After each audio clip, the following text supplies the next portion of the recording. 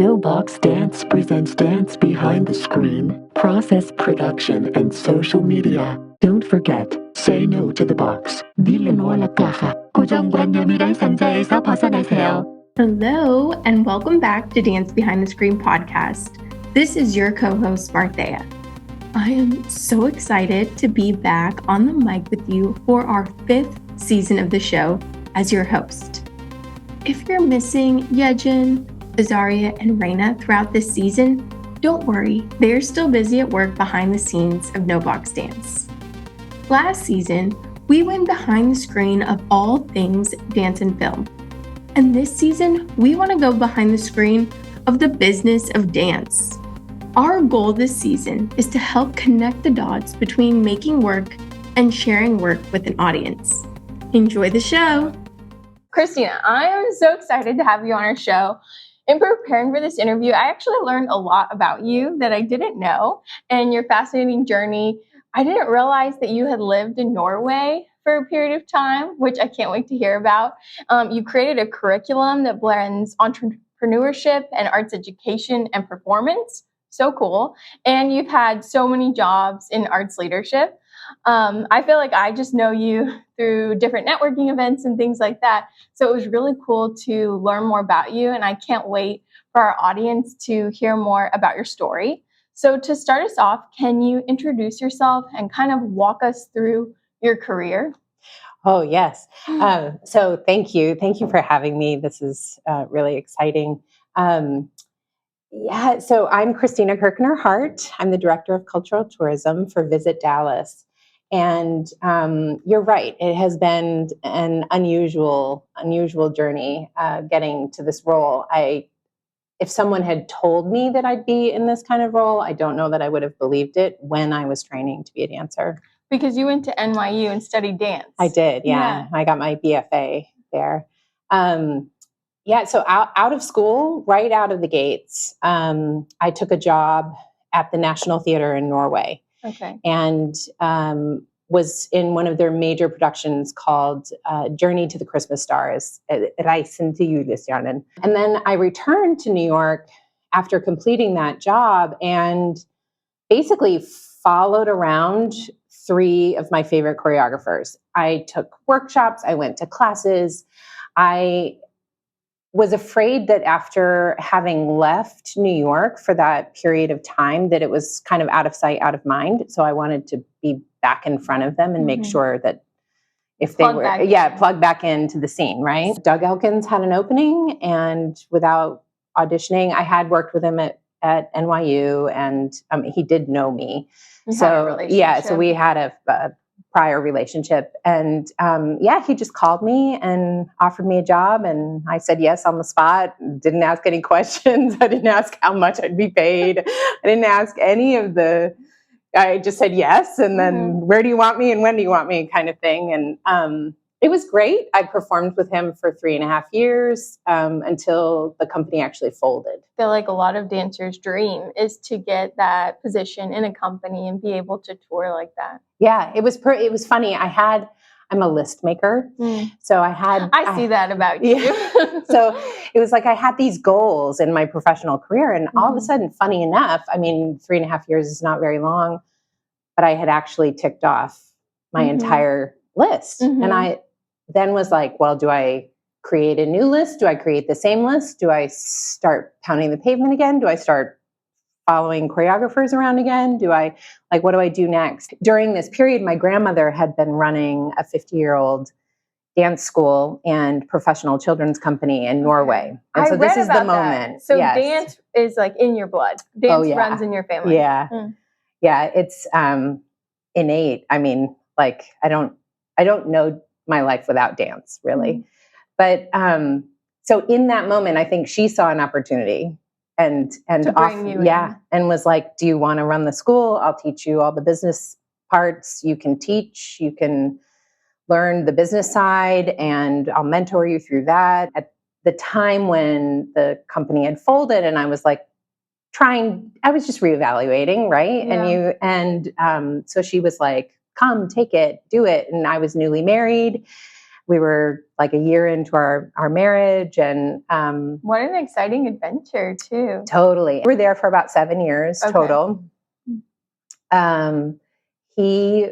I ran the dance school and the children's dance company, and then he founded a theater school for entrepreneurship. And because we both feel like that's the missing link in formal education in the arts. It is not so much of a problem anymore, but at the time, for example, Doug Elkin's company folding, that was because it was a mismanagement of money and not knowing, what to do. So, and we were finding this to be the case. We had amazing resumes, we had great headshots, we could audition, and incredibly well. Yet, like I said, I took the job. I didn't ask how much I was going to be paid. I don't know that I actually signed anything at any point. Wow. It was just, I was at the mercy of the job versus me having control over it. Right. Yeah. And even now I feel like this is still such a huge challenge inside academia, because I think training to be an artist, you're so focused on the craft, right? Yeah. The choreographic process, things like that. Yes. And now there's starting to be more courses in the curriculums to address those concerns. And I think it's probably due to digital media, having the resources to access the information more easily. That's a great point. Yeah. But I do think it's still a challenge to this day, which I would love to talk more about. We'll have to circle back on. Yeah. The No Box Dance Film Festival, NBFF, is now accepting submissions for its 5th year as an independent film festival. NBFF seeks dance-related films that challenge the possibilities of what dance can look like in video form. NBFF has 4 categories for submissions: short series, general, documentaries, and kids. For more information on how to apply, visit filmfreeway.com/KNOW Dance Film Festival. When you run your own business, when you manage your own company, it's 24 hours a day. And we had 2 in the household and 1 kid. So that was a lot to juggle. And we had kind of just put it out into the universe. We want to move back stateside. And one thing led to another, but they were looking for someone to take a entrepreneurship director's role at Meadows School of the Arts. And Jim was in contact with faculty there because he went to SMU and they invited him. And then one thing, it was so fast. Yeah. It was maybe within 3 months of starting a conversation, a casual conversation, not even about a job, but just a casual conversation about partnering with SMU because he was an alum. And then it turned into a job offer and us selling everything in Norway and moving back here. Talked a lot about kind of the beginnings of your career. So what happened for you then when you came back to Dallas? So that was a really rough period for me. I think because it all happened in Europe, it didn't translate. And what do you mean? Well, I was looking for managerial roles or some kind of leadership role. And I think because it was just also unknown, my resume was not familiar. People didn't know what to do with me. And so I did choreography. I did choreography for Dallas Summer Musicals Academy and worked with their youth program. It doesn't exist anymore, but when it did. And then I was teaching dance and I was doing some choreography. I worked at Tuzer Ballet. Oh, I went to Tuzer. Did you? Yeah. And funny enough, I loved their studio so much because it felt so familiar. This couple, this artistic couple that created and founded a school, right? Yeah, so it felt familiar and I loved being there. However, I felt like I'd gone backwards in career-wise. And that makes sense. A lot of the roles that I was applying for, they would say, oh, well, you don't have a master's or you don't have, your BFA was 10, 12 years ago. And, so there was this disconnect, and I just had to put my big girl pants on and go back to school, basically. So that was when I decided I was going to go back and get my master's. And I got my MA MBA at SMU. And before going in, I think I was 39 when I went back to school.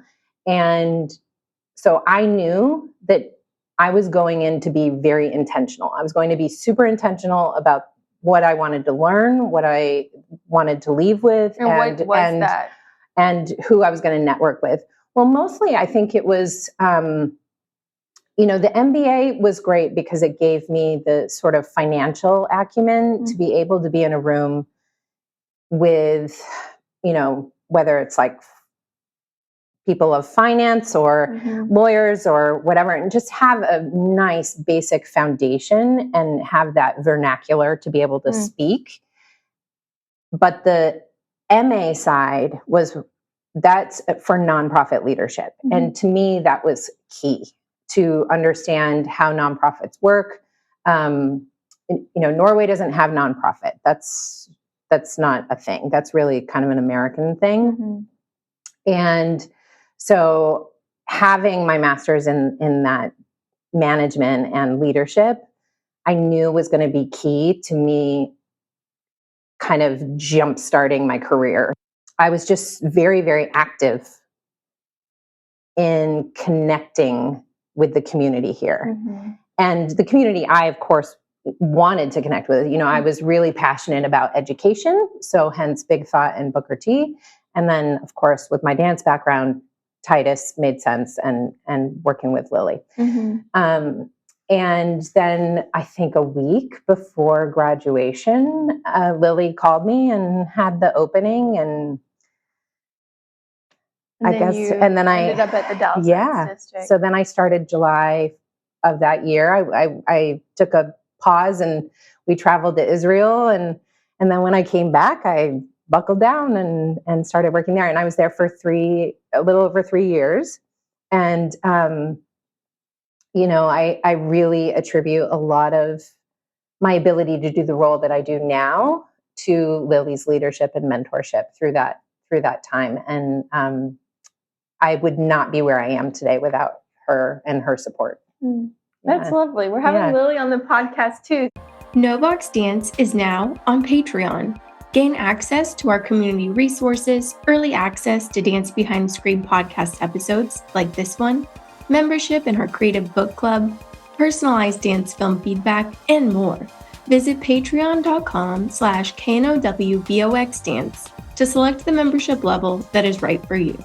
It seems to me like kind of a lot of maybe where you garnered these skills that are so important have to do with like hands-on experience, actually like running the company, actually doing the work. So I think kind of a discrepancy between sometimes like studying art in an educational setting and then getting to those experiences like in the field. It can be really challenging to find those opportunities. So I guess like what advice do you have for people who might be in school right now or who have their degrees but they're struggling to find those experiences? Artists do. We play, we experience via our art. And I think that's innately how we learn. So I think it's really important to put yourself in front of opportunities. And if somebody says no, you're no worse off than you were before you asked, right? I think being vulnerable and humble and just saying, I have no experience in this. I'm really curious. I'd love to learn more about how you lead, how you do what you do. And I can't imagine people would really say no to that unless they don't have the time. That's one thing. But really, art is a humanitarian way of communicating, right? We need that connection. We need the human contact. And I think so much of it, it used to be through like apprenticeships, right? And a pass down of this skill. And I think this is kind of maybe a modern way of doing an apprenticeship, right? You sort of intern or just ask to shadow somebody, can I sit with you for a week and learn about what a day in the life is like for you for a week. And you'll either find that you don't want to do that, which is great. Helps you eliminate. Yeah. And, by process of elimination. And then, or you know what skills you're missing and where you have to fill those gaps.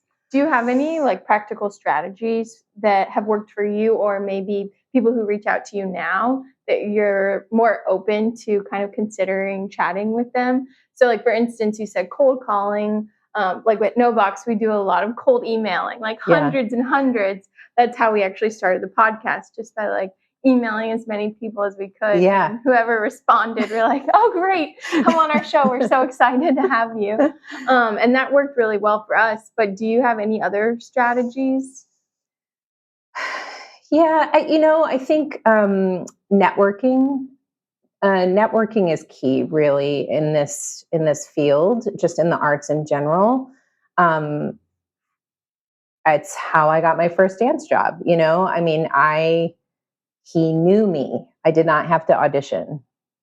That's because I put myself in front of him. He knew who I was, right? And I think that pattern has maybe followed me through, I guess clearly it's followed me, and sort of that behavior. I think there's, I am not shy in saying I don't know how to do something or that's not my strength. I need to learn that. So if I can put myself in spaces where people know how to do that skill that I'm missing to learn or get pushed in a direction by that mentor or person, people love to talk about themselves. They love to share their knowledge. And it's never a mistake to ask for help or ask questions, to fill those knowledge gaps. Mm-hmm. And so whatever direction, a young artist wants to go in, if there's something that is curious or they're thinking about forming their own company or, maybe wanting to go into management or lead a nonprofit or any of those things, if there are people in the community that replicate that skill or knowledge, I can't imagine that people would just slam the door. I think it's so easy to just say, hey, I'm interested in what you do. I like what you do. You're so good at it. Please teach me. Or can I watch you do what you do and learn from you? I want to kind of dig in more to this networking thing. Yeah. I feel like you're the networking goddess from what I see here in Dallas in the arts scene. And I'm curious, like, what's your thought process in how you actually approach networking? Because I feel like sometimes networking can feel, I don't know, like fake. Mm-hmm. You know what I mean? Where you're like trying to put on like a good face. I don't know. It can feel like awkward at times too. Or like, I'm speaking from my own experience. Like I am always just like, I want to know this information. I want to know these people. I feel like I'm a fangirl of so many people here just because it's like, I feel like I can finally like comprehend the amount of work it takes to do the thing that these people that I look up to are doing. Mm-hmm. But I guess like, how do you approach it without, I mean, you have a completely different situation than me.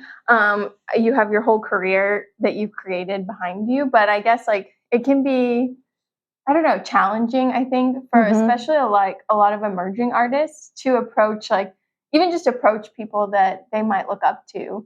One is that you should never put on a facade. It is so important to just be genuinely you. You're never going to be the right fit for everyone, ever. right? Right. Everyone's not going to always like you. Right. Yes. And you can't be everything to everyone either. And people will call BS, I mean, they will see fakeness coming from a mile away. So I think to that answer, I would say, be very genuine, do your homework. Like if you're going to a space where those people will be, I mean, it's one thing to see them randomly, say at a show, and it's a spontaneous conversation, but it's another thing if you're going to be in that space, do some homework. Like you're going to see their show, you maybe want to meet the artistic director. Yeah. And then what would you do? I would look up their past. I would maybe watch some videos and try to understand see if there's something we have really in common. That's a great talking point to start with. And then, but I think, giving your true self when you get in front of them. And if you are totally fangirling on them, I think that's not a bad thing either. Who doesn't love some flattery? Truthfully, I consider networking to be a daily experience. So that's interesting. No matter whom I'm in front of, whom I'm speaking to, you never know. And there have been so many funny moments where I'm speaking to somebody who I'm like, I don't have any connection with this person. I don't know. And, the conversation will kind of start to just unfurl. And I realize, oh my gosh, we have all these people in common. And, they actually know somebody from 10 years ago in my life or something. And these little moments create this sort of wonderful woven thread. And you never know when you're either going to, need help from that person or advice or mentorship or whatever. But that moment of connection is key. If people hand me a card, I typically write on the back something we spoke about, where we were when we were together, and maybe the date or something like that, just so if I need to reference it later, 3 months, 6 months, a year, I can remember a little more clearly what we talked about or whatever. That's a great tip with the card. Yeah. I feel like the way you speak about networking is more, I don't know why, there just feels like the term networking feels, I don't know the right way to describe it, but it just feels so clinical or sterile. But I feel like hearing how you approach networking, it's more just curiosity about people. And I think that's really important because it sounds like through your story, it sounds like so much of what has kind of connected you from one place to the next, literally all over the world, has been through relationship building. So I guess, how do you maintain relationships? The people who mentored me through school and sort of key relationships, I make sure that I, at a minimum, have one touch point a year.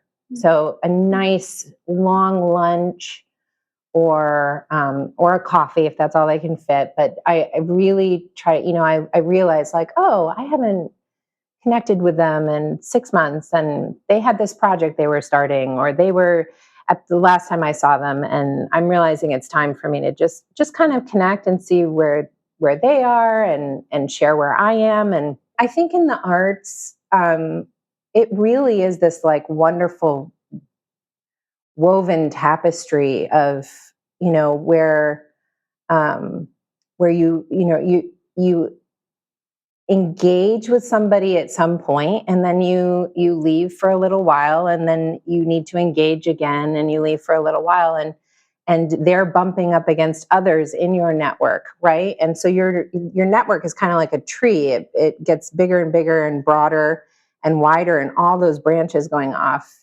but you need to also maintain it. I love how you're describing networking, and I hope our listeners do too, because it's just refreshing. I think you said it so beautifully about how art is a humanitarian act. And so I guess maybe that's why networking feels so different. in the arts, because we're just trying to connect with more people who just want to like make the world a better place, essentially, by doing whatever that we're doing through the arts and through arts leadership. And some takeaways I had from what you were saying, it seems like it would be great to like go back and reflect on like who are the biggest supporters, and then maybe make like a list or something like that. Yeah. And think of like, who are our biggest supporters, and maybe previous mentors and things like that, and making sure to like schedule in that touch point with them. Yeah. To keep re-engaged, because I feel like, especially kind of, I guess we can say it, post-pandemic kind of world, it feels like time flew by the past few years. Yes. And so I think that's a great reminder to kind of recheck in with people who have been supportive along all of our own artistic journeys. Yeah. Is there anything else that you feel like we didn't talk about today, or that you want to share with our audience? The world is at your fingertips now, right? Everything is accessible, but it's also kind of cheapening the depth. And we forget that skill and technique takes time. That doesn't happen overnight. It doesn't happen just because you watched a video on how to, right? You might learn a new skill, but the depth of that is what I think is maybe getting lost from, the accessibility, like with social media or even YouTube video, how-to videos, or right, because you can take a dance class online. Well, does that mean that you physically are learning like where to squeeze the muscles in the right place? Probably not. They might say it on the video, but actually going to class and deepening a technique and really learning that skill, I think there's a disconnect between understanding sort of the patience and diligence and discipline and of any art, and that sort of quick accessibility, Especially now with like, instant dopamine too. Right. Like, I'm accomplished. Check. Like, you feel like you've been so productive. Yeah. But have you really? Do you think social media is influencing the dance world? And if so, does it influence the work that you do? Well, that's funny that I said what I said. So absolutely, yes, it is absolutely affecting, the art. I will say dance particularly, the thing that I find interesting about social media channels, like I follow Isabella Boylston, and I follow all these ballerinas and dancers on my TikTok and Instagram. And I think one of the things that I think is so fascinating about social media being such a reality in this world is that they are kind of drawing back the curtain on the hard work, right? Like whether it's falling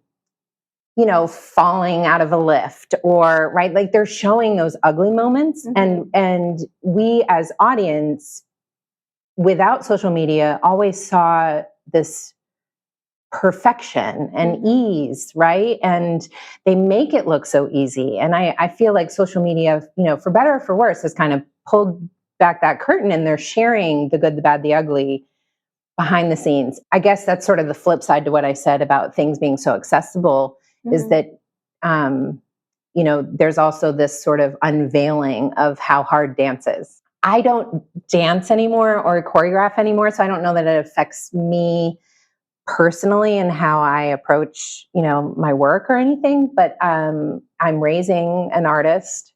And so I have to keep that in mind. And she's 16, and what she's exposed to, and, she's a visual artist. So when she looks at visual art, social media, it's like sped up really fast, right? Like it'll be hyper fast, this watercolor painting that did not happen in whatever the 3 minutes. Yeah, the 3 seconds, and so, helping her understand that that's time lapsed, or and that there's process, and you have to be okay with the slowness because that's not reality. And just making sure that there's conceptually an understanding, of how art is made, right? It's ugly, it's dirty, it's messy, it's all those things. And we always get these kind of complete, end result. And we don't understand that all of that stuff that's sped up in hyper speed online actually took hours and hours and hours of time and technique and skill and practice to get there. Yeah, it's so interesting. I feel like through a lot of our conversation on this podcast, being called Dance Behind the Screen, I feel like there's that dichotomy between the two, like how amazing it is that we have all of this access and learning and further understanding of what's going on and connection to people and networking through the online space and things like that as well. Being able to see these people that you might never have been able to see their daily life before. But then it's that challenge of like reality, like reality in everyday life, not your digital reality, what's actually possible. How do you say no to the box? This is our tagline. Yeah, here. I love it. So it was funny, I've been thinking about this, and I realized I kind of I've just always been an outside of the box thinker. So if I were to sum it up, it would be to not take no for an answer. Meaning there's always a solution.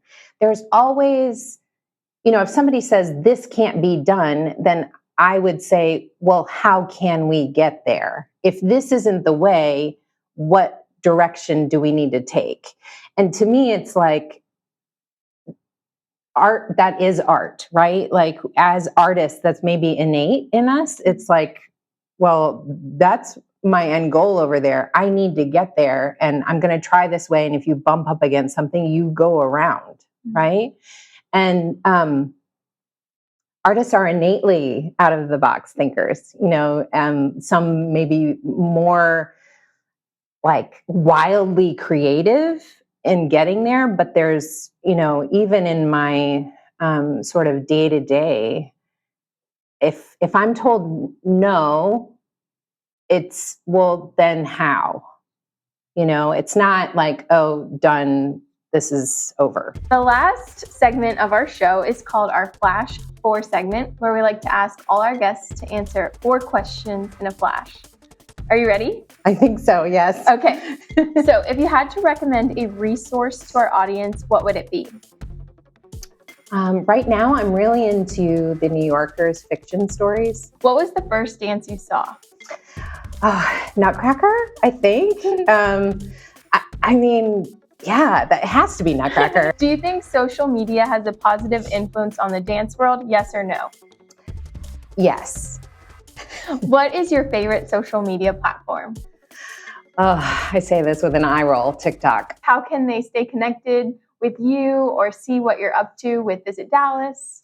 Oh, yeah. I think through, certainly reach out to me. If anyone has any interest in learning more about what I do, they can reach out to me at work. It's Kristina.Hart@visitdallas.com. And I'm happy to, answer any questions or go to coffee if somebody wants to pick my brain. Well, thank you so much for coming on our show, Kristina. This has been such a great conversation. I have a lot of my notes here that I'm excited to kind of circle back to in my own time, and hopefully everyone who's listening, you all can do the same. There's so many great tips, especially that card tip. When you get a business card, write a note on the back. I love that. Yeah. I'm stealing that from now on. Good. Thank you so much for having me. This was so delightful. Dance Behind the Screen podcast is produced by No Box Dance, an art service organization that creates, collaborates, and discusses art with artists and the public. Dance Behind the Screen podcast is co-hosted by Azaria Hogans, Raina Mondragon, Marthea Nygaard, and Yejin Choi, with sound design by Daniel Rosas. Thanks for taking your time to tune into Dance Behind the Screen, a bi-monthly interview series where we go behind the screen to question process, product, and social media. Be sure to follow us on social media at KNOW Box Dance. See you next time, and don't forget to say no to the box.